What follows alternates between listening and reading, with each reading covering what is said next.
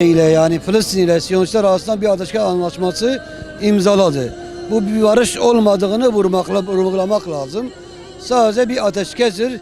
Siyonistlere hiçbir zaman güven olmaz. Her an her vakit Siyonistler yine saldırıya geçebilir. Ondan dolayı Müslümanlar ümmet uyanık olmalıdır bu oyunlara karşı, Siyonistlere karşı.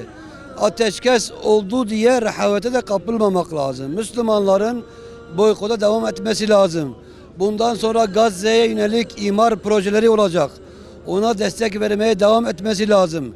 Ulemanın ise Aksa, Filistin, Kudüs şuurunu geliştirmek için tebliğ, irşad faaliyeti devam etmesi lazım. Yani her Müslümanın bu ateşkes sürecinde üstüne düşen mesuliyetler vardır ve o mesuliyetleri mutlaka yerine getirmesi gerekir. Rahavete kapılmaması gerekir. Siyoniste güven olmaz, güvenmemeliyiz. Siyonistlere karşı daha hazırlıklı bir şekilde çıkmamız gerekir diye düşünüyorum. Çocuklarımıza mutlaka Gazze ve Kudüs'ün ruhunu vermemiz lazım. Zira bunlar İslam'ın değerleridir ve İslam'da şehadet ne olduğunu, şahitlik sadece ağızla olmadığı mutlaka canlı bir şekilde yaşamaları gerekir. Bir de Gazze bir üniversite haline gelmiştir. Dünya gidip Gazze'yi görmelidir ve Gazze'nin o mübarek topraklarına gidip basması gerekir.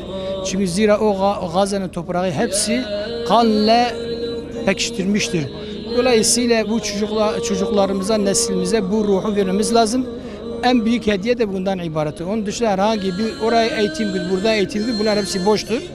Dolayısıyla bu ruhla yaşadıkları takdirde inanıyoruz ki gözümüz arkada kalmaz ve biz de bir nebze de olsa onlara karşı vazifemizi ifa etmiş oluyoruz. Şu anda ümmet olarak bütün Müslümanların bir olması, birlikte hareket etmesi, tek ses olması gerekir. Bu ses etki yapar. Birlik güçtür. Güçten hareket doğar. Güç, birlik olmazsa hareket olmaz. O halde gücümüzü birleştirelim. Düşmana karşı boykot, özellikle boykotu çok önceleyelim. Ve boykotu teşvik edelim. Boykot yapmayanları uyaralım. Ve bu kervanın daha kalabalık olması için, daha güçlü olması için yeni katılımları sağlamak için milleti teşvik edelim. Ümmetin vahdeti için ne gerekiyorsa onu yapalım. Alimlerimiz, aydınlarımız ve aydın camiamız hepsi bu konuda nihai dereceye kadar gücünü harcamaları lazım. Bu konuda özellikle herkesi teşvik ediyorum ve tavsiye ediyorum.